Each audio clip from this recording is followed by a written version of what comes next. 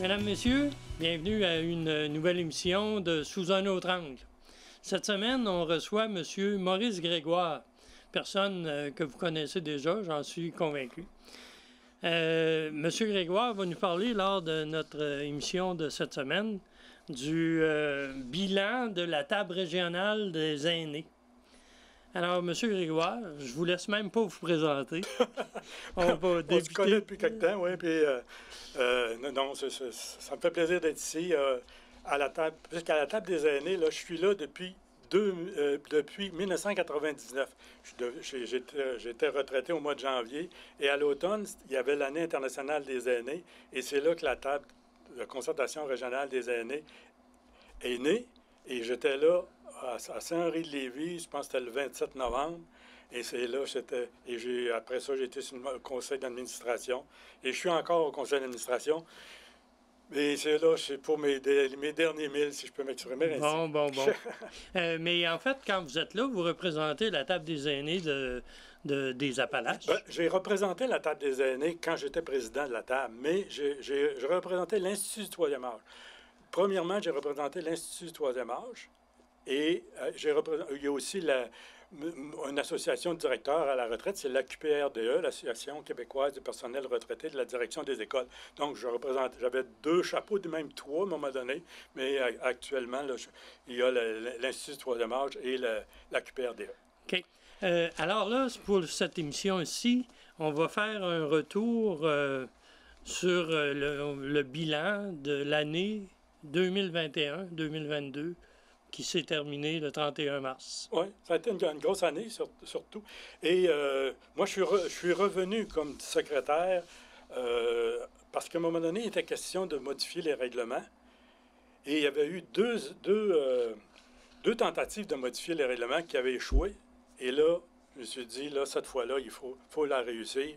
Parce que j'étais là en 2005 quand on a rédigé les règlements. Et là, entre autres, le 26 mai 2021, on avait notre assemblée extraordinaire des membres, puis on a adopté les nouveaux règlements. Parce que des règlements, à un moment donné, il faut les mettre à jour, c'est ça. Ben, c'est ça. Et aussi, alors, au mois de septembre, ben, là, il était question de faire, comme on fait à certains moments donnés, selon l'exigence de notre bailleur de fonds qui est le secrétariat aux aînés, il fallait faire une rencontre de concertation régionale. Donc, on a demandé aux gens du conseil d'administration le 23 septembre, ça serait quoi les sujets sur lesquels on pourrait faire la réunion? Le 23 septembre, c'est lors d'un CA. C'est ça, le conseil d'administration. Il y avait eu un exécutif le 8 septembre. Oui, si je me fie à la feuille, là, c'était le 8 septembre. Oui, bien ça, c'est l'exécutif, puis le conseil d'administration le 23. Puis là, on a dit aux gens, c'est quoi les sujets qu'on privilégie? Puis finalement, il y avait 5 sujets qui sont sortis. Ça, suite à des discussions, vous avez établi 5. Oui, c'est ça. Puis okay. Finalement, il y avait un consensus, les gens s'entendaient, puis on a dit, on va faire notre rencontre le 23 novembre. Ça va être la rencontre de concertation, donc ça nous donne 2 mois pour inviter les gens, organiser tout ça. Et c'est ça. Nos 5 sujets, soins à domicile, soins et aide à domicile, la pauvreté de certains aînés, l'isolement des aînés avec la pandémie, l'agisme et le besoin de transport des aînés. Donc, 5 sujets. Si on élabore un peu sur ces sujets-là, le soin et aide à domicile en santé, vous avez eu un large consensus. Vous avez apporté quoi là-dedans? Bien, évidemment, là, dans cet aspect-là, il y a eu d'abord la transcription de ce que les gens ont dit le 23 novembre. Il fallait transcrire ça, parce que il y avait moi, je m'étais organisé, j'étais pas mal dans l'organisation de ça. J'avais un animateur déjà cédulé d'avance pour une équipe de 6, puis un secrétaire. Et là, notre adjointe administrative, elle a transcrit ça, les propos des gens. Ouais. Il y avait, le 23 novembre, il y avait combien de monde qui ont participé? On était 55 personnes. 55. Oui, des gens qui venaient d'organismes d'aînés, d'organismes de services aux aînés, des représentants des tables locales, comme le Conseil des aînés. On était 4 ou 5 ici de la région, de la MRC des Appalaches. Il y avait des gens du personnel comme des travailleurs, il y avait des travailleurs et travailleuses de milieu, il y avait aussi des organisateurs, organisatrices communautaires, donc des gens qui sont habitués de jouer avec ça, là, et il y avait aussi deux ou trois citoyens, là, des gens qui s'en intéressaient, parce qu'on avait annoncé ça, on avait mis ça sur le site web, tout ça. Donc, 55 personnes, puis les gens, ils choisissaient lequel des 5 sujets ils voulaient parler. Les intervenants en aide à domicile, eux autres choisissaient ce... Ben, c'est ça. C'est pour ça qu'il y a eu 18 personnes qui ont choisi le soin à domicile ou l'aide à domicile. Et, évidemment, donc, quand on a ramassé ces choses-là, nous autres, les questions qui étaient posées aux gens, c'était quoi le problème? C'est quoi les causes et c'est quoi les solutions que vous suggérez? Parce que si on veut avancer, il faut arriver à des choses là, qui peuvent être réalisées. Oui, c'est sûr. Il ne faut pas être utopique là-dedans. Là. Au mois de décembre, là, la transcription était prête. On a mis ça sur le site. Et là, on a mis ça en consultation. Et pendant ce temps-là, on rédigeait des recommandations. Parce qu'il faut traduire les solutions en recommandations. Mais je vous arrête. La consultation, habituellement, quand il y en a une, les gens peuvent revenir avec des... Ben oui, c'est ça. Donc, sur chacun des sujets, il y a eu des dizaines de personnes, soit des gens qui étaient présents ou des gens qui pouvaient consulter le projet sur le site et qui pouvaient réagir, dire, ben, je pense qu'il y a telle chose, ça pourrait être dit autrement. Généralement, ça a été on a eu beaucoup de collaboration et surtout de l'amélioration. Comme par exemple, ici au Conseil des aînés, j'ai eu 2 ou 3 personnes qui m'ont envoyé des choses concernant tel ou tel sujet. Et les gens de Lobinière, eux autres, ils ont mis tous les sujets, puis ils ont mis des suggestions sur chacune des recommandations. Donc, ça renforçait nos recommandations. Puis il y avait toujours, dans chacun des sujets, une recommandation, j'appelle ça la kingpin, une recommandation qui est comme la recommandation maîtresse, puis il y en a d'autres qui s'en suivent. OK. Avez-vous retenu ces suggestions-là? Ah, bien sûr. Toutes les fois que quelqu'un nous apporte des choses qui peuvent faire que nos recommandations vont être plus pertinentes ou vont être plus justes. Puis, entre autres, sur le transport, à un moment donné, il y a des gens qui m'ont dit, bien, ça, le transport, il y a des choses, mais c'est où, par exemple, le transport, il y a des choses qui auraient avantage à être améliorées, c'est le transport adapté. Ouais. Pour le transport collectif, il y a des choses assez intéressantes, mais où que ça manque, c'est peut-être ça. Donc, c'est un petit peu ces affaires-là. C'est pour ça qu'on fait des recommandations. Puis, par exemple, pour la recommandation, par exemple, des soins, des services de soins et d'aide à domicile, bien, ça, il y a un large consensus sur l'importance de développer, d'améliorer le panier de services de soins à domicile. De grossir peut-être la coop? Ben non, mais parce que le soin à domicile, il y a des soins qui sont donnés par le CLSC. Donc, OK, c'est ça. Soins de santé, surtout. Les soins de santé. Puis dans les soins de santé, donc, comme moi, suite à mon accident de l'été dernier, ben, j'ai eu, en physiothérapie, quelqu'un qui est venu chez nous. Puis normalement, le médecin avait recommandé que la personne vienne à tous les 2 semaines. Puis elle dit, je ne peux pas y aller toutes les 2 semaines. Elle dit, je vais venir toutes les 3 semaines. Mais il y a eu un bout de chemin là-dessus. Mais il y a un large consensus. Là-dessus, le cap sur la dignité, qui regroupe l'AREC, qui regroupe la QRP, qui regroupe l'Association des infirmières et des intervenants en santé retraités, et il y en a d'autres aussi, et le CPQ, le Conseil du patronat du Québec, a dit des choses là-dessus. Dans ce volume-là, il y a un chapitre sur les soins à domicile. On sait que le docteur Hébert a dit déjà pas seulement de choses là-dessus. Il y a un large consensus sur l'importance de développer. Il y a eu des investissements. Dans ça, on parle qu'il y a eu des investissements, mais il y a une réflexion importante à faire là-dessus pour élargir ce panier-là.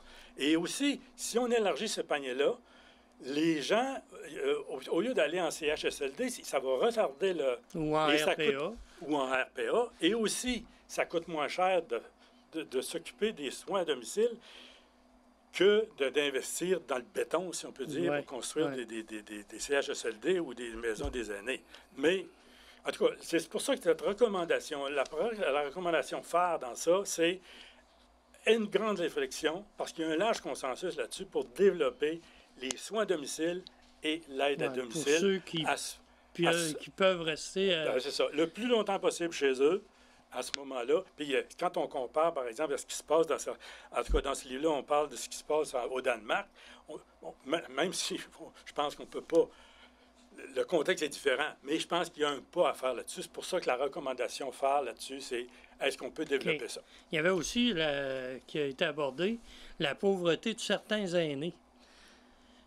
C'est pas comblé, ça, par le supplément garanti du fédéral? Mais on voit qu'avec... imaginez-vous un aîné, là, il y a d'abord, il faut qu'il se loge. Après ça, il faut qu'il y ait de la nourriture. Puis après ça, s'il y a besoin de soins de santé ou s'il y a besoin de médicaments. Donc, il y a comme un enchaînement, à un moment donné, ce qui fait que des gens négligent leur santé ou encore négligent de se nourrir bien. Ils vont par manque de dessous.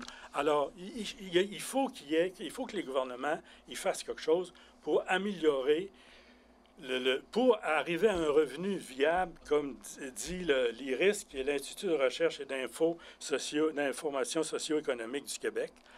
Un revenu viable de façon à ce qu'ils n'arrivent pas d'un cul-de-sac où ils sont mal pris. Qui sont en bas du seuil de la pauvreté. C'est ça, ça n'a pas de bon sens. Mais là-dessus, c'est davantage les gouvernements. Le gouvernement du Canada peut davantage organiser, faire quelque chose en rapport avec le supplément de revenu garanti. Ça, c'est son lieu. Mais le gouvernement du Québec, là, il peut faire quelque chose. Via la Régie des rentes? Ça pourrait être via la Régie des rentes, mais peut-être plus pour les gens qui sont en situation de pauvreté par rapport à, comme on a vu avec le 500 $. Maintenant, donc, par des subventions, par des montants qui sont accordés comme allocation ou comme crédit d'impôt. On laisse au gouvernement de choisir, mais je pense qu'il y a moyen de faire quelque chose parce qu'il y a des gens qui sont vraiment mal pris et que si les gens ils négligent leur santé, à ce moment-là, on n'est pas avancé parce que à ce moment-là, ça va être l'hospitalisation, ou ça va être d'autres choses, ou ça va être la perte d'autonomie ou des choses comme ça. Mais les intervenants sociaux qui travaillent avec les personnes âgées sont capables d'identifier ces personnes-là? Oui, mais c'est pour ça qu'il y a, entre autres, par rapport à l'isolement, il y a de l'ouvrage à faire par rapport à ça, puis on y reviendra là-dessus. Mais il faut qu'il y ait des mesures qui soient organisées pour faire que les personnes en situation de pauvreté, les aînés, y compris les aînés, et donc, il pourra avoir, par exemple, des soins gratuits, des soins oculaires ou des soins dentaires ou des soins auditifs qui pourraient être donnés gratuitement aux gens en situation de pauvreté. Il y a toutes sortes de choses qui peuvent être faites. Puis, nous autres, on fait des recommandations, mais c'est pour ça qu'on les a transmis, soit à des ministères, entre autres, à notre bailleur de fonds qui est le secrétariat aux aînés, à Mme Marguerite Blais, au ministère de la Santé, ou à différents ministères. Nous autres, on fait des recommandations, puis on veut qu'il y ait des situations, que la situation des aînés s'améliore. C'est pour ça qu'on appelle ça des enjeux prioritaires par rapport à la situation des aînés. Mais quand on pense au manque de revenus, ces gens-là, ils ont le droit à l'aide sociale, non?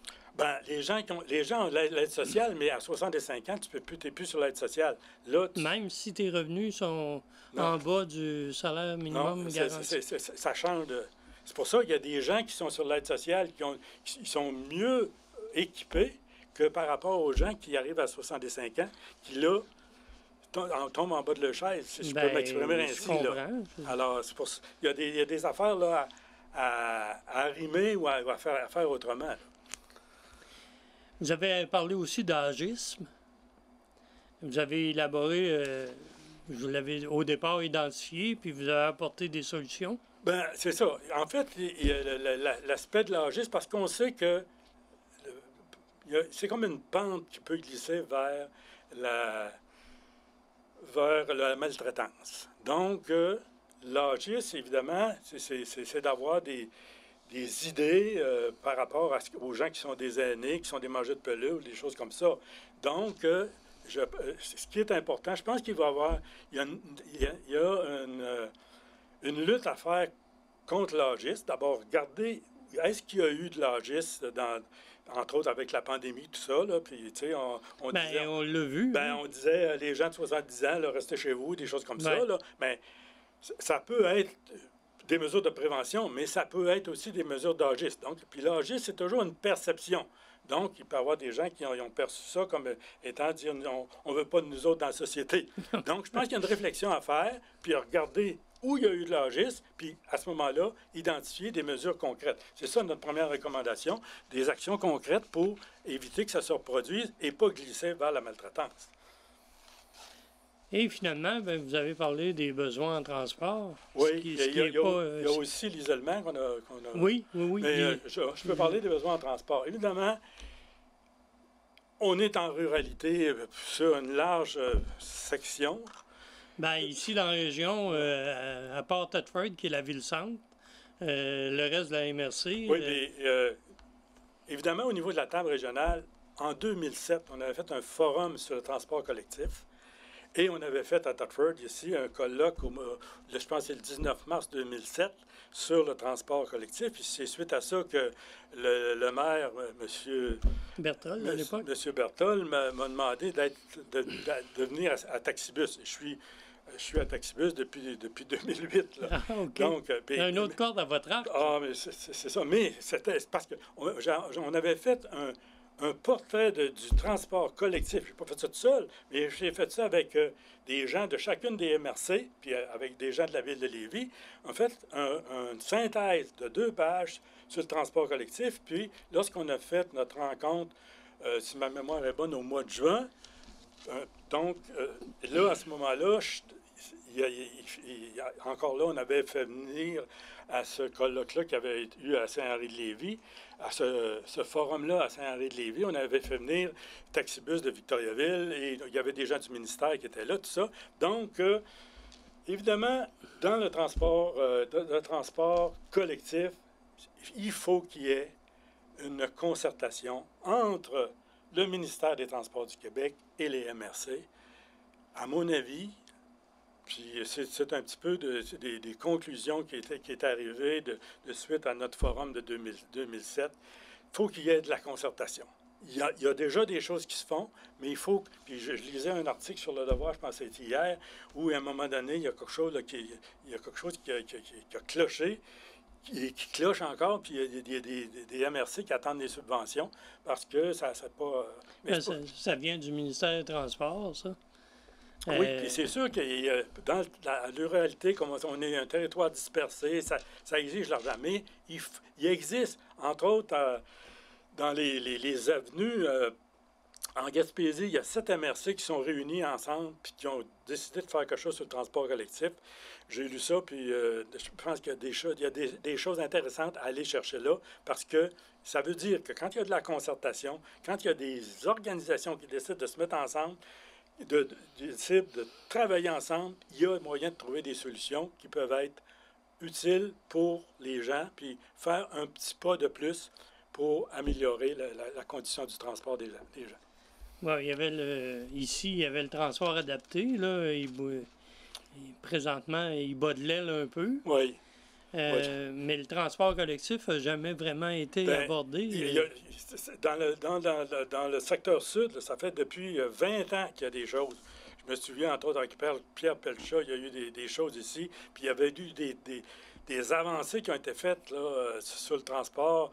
Mais puis aussi, y a-t-il moyen d'avoir comme un genre d'autobus qui pourrait partir de Disraeli? Puis c'est ça. Mais c'est toujours difficile, puis ça est toujours exigeant, puis c'est toujours de la concertation. Puis entre autres, dans ce qu'on avait recommandé en 2007, c'était le guichet unique. Le guichet unique pour tout le transport collectif. Si on a un guichet unique, en tout cas, à notre connaissance, c'était moins dispendieux que si chacun a son guichet pour arriver à... Mais finalement, vos recommandations, ça a été quoi?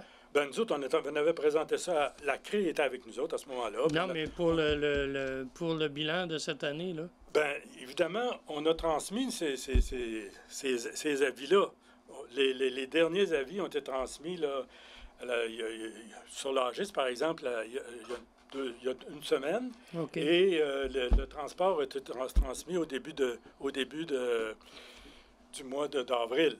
OK. Et puis, Alors, le retour du politique, vous ne l'avez pas eu c'est ça. encore. Là. C'est pour ça qu'actuellement, on a fait une conférence, un communiqué de presse. Puis, ce qu'on attend, évidemment, c'est que le politique nous dise qu'est-ce qu'il entend faire. Et il y a aussi ce que les organisations, comme les MRC, comme les municipalités, comme les organisations, peuvent appuyer nos recommandations. J'ai eu un courriel de la municipalité de Saint-Édouard-de-Lébinière qui nous disait on appuie les recommandations 2 et 3, si ma mémoire est bonne, c'était concernant l'isolement des personnes aînées. Ils ont dit ces deux recommandations-là, ça nous va, puis on les appuie. La recommandation 2, c'était que les instances gouvernementales soutiennent davantage les municipalités et les MRC dans la mise en œuvre des plans d'action de leur politique MADA afin de travailler à contrer l'isolement et à favoriser la participation sociale. Puis la recommandation 3, c'est que les municipalités et les MRC diversifient leurs moyens de permettre aux aînés de sortir de l'isolement tout en continuant à demeurer dans leur municipalité. Les autres, ils ont dit ça, on est d'accord avec ça. Ouais. Donc, s'il y a d'autres municipalités ou d'autres organismes qui veulent appuyer nos recommandations, ben, tant mieux. Et c'est ça. Puis, évidemment, nos attentes actuellement, ben, c'est que des gens appuient nos recommandations et que le politique, ils viennent nous dire, je ne sais pas combien de temps qu'il nous reste. Ça. On a le temps. Ah, bon, c'est bon. Donc, et que le politique, que les partis politiques, parce que ça a été envoyé à chacun des partis politiques, et qu'ils viennent nous dire... Qu'ils le mettent dans leur campagne électorale. Qu'ils répondent à notre question, parce qu'il va y avoir une question, et prochainement, il va y avoir une conférence de presse, et il va y avoir 5 questions. Une question pour chacun des sujets. Chacun de ces sujets-là. Et on va demander aux partis politiques de nous dire qu'est-ce qu'ils entendent faire et comment ils entendent le faire. OK.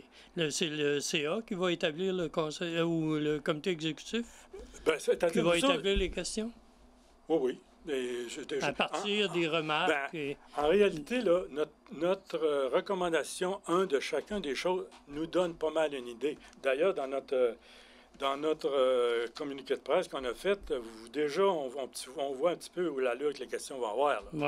Tu sais, on s'en va pas là à la vue de lettre. Il va sortir quand, le communiqué de presse? Ça va sortir, fin mai, début juin. OK. Fin mai, début juin, pour donner un certain temps pour que les partis politiques ils nous répondent. Et ensuite de ça, au mois d'août, ben là, on va publier qu'est-ce que les partis politiques nous ont dit. OK. Mais peut-être vous aurez pas de réponse non plus. Ben, s'ils n'ont pas de réponse, on dira qu'on n'a pas eu de réponse. Mais nous autres, là, on fait pas ça. On fait ça dans un esprit de collaboration. Ouais. On ne veut pas planter personne. Non, bien, c'est pour venir en aide. On ne veut pas planter personne, mais on pense qu'on a des sujets qui méritent de leur attention. C'est pour ça qu'on a appelé ça nos 5 priorités, actuelles. Mais c'est sûr qu'il y a d'autres choses aussi. Oui. Ben, il y a les résidences d'aînés, puis il y a aussi la maltraitance, puis il y a l'accès aux médicaments, puis tout ça. Là. Il y a beaucoup de choses pour... puis on a des aînés, mais c'est pas tout le monde. Il y en a des aînés. Les aînés, ils veulent demeurer chez eux le plus longtemps possible. Mais il y en a qui sont en perte d'autonomie. Ben, il faut les aider. Alors, c'est pour ça que c'est des sujets qui sont importants pour les aînés, qui sont importants pour la table des aînés, puis je pense que s'il y a des bouts de chemin qui sont faits, c'est pour ça que on va faire un document qui va s'appeler un recueil dans lequel on va retrouver les problématiques, on va trouver toutes les recommandations et on va trouver les avenues, des avenues prometteuses. Puis, par exemple, comme l'exemple d'avenue prometteuse, bien, on sait que le Conseil des aînés a un projet Résurgence. Oui. Actuellement. Et ce projet-là va avec l'isolement des aînés. Et justement, il va y avoir prochainement à East-Broughton, il va y avoir une activité, je pense que c'est aujourd'hui, une activité de rassemblement des aînés à la salle des Chevaliers de Colomb. Puis il va en avoir d'autres à travers toute la MRC des Appalaches. C'est un projet CADA, Québec Amis des aînés, que le Conseil des aînés a eu. Et c'est vrai, ça va vraiment dans les avenues intéressantes, entre autres par rapport à ce que les aînés ont vécu avec le confinement, ils ont vécu en vase clos, puis ils ont perdu le goût de socialiser. Il faut leur redonner le goût de socialiser. Pendant 2 ans. Hein? C'est ça. Puis il faut faire un petit bout de chemin. Puis ce projet-là, il va dans ce sens-là. Mais là, vous parlez de CADA, c'est nouveau, ça? Québec a mis des années? Non, ça fait plusieurs années. Parce que le MADA, on connaissait bien. Oui, mais Québec a mis des années. Il peut y avoir des grandes organisations qui font des projets pour plusieurs années, ou il peut y avoir des petites organisations qui font des projets pour 1 an. Et ce projet-là, qui s'appelle Résurgence, pour que le Conseil des aînés a eu cette année, quand j'étais président, on avait présenté ça dans le plan Action Aînée Québec. Et les gens nous ont dit, ça ne correspond pas à... Mais présentez-le, votre projet, dans CADA. Alors, moi, j'étais encore... ça a été présenté au mois de juillet. Le 8 juillet, il fallait présenter ça. Le 8 juillet 2021, ce projet CADA. Mais ça, on a pris, et Mario Dufresne, entre autres, avec qui j'avais travaillé, a repris les principaux éléments et ça a été présenté dans CADA. Alors, malheureusement, c'est tout le temps qu'on a. Vous voyez, je suis un passionné, mais merci beaucoup de m'avoir reçu. C'est moi qui vous remercie. Puis ces informations-là vont être partagées, je suis convaincu, à travers les personnes âgées. Alors, mesdames, messieurs, j'espère que les informations vont vous être utiles et je vous convie à la semaine prochaine pour la prochaine émission. Merci de votre écoute.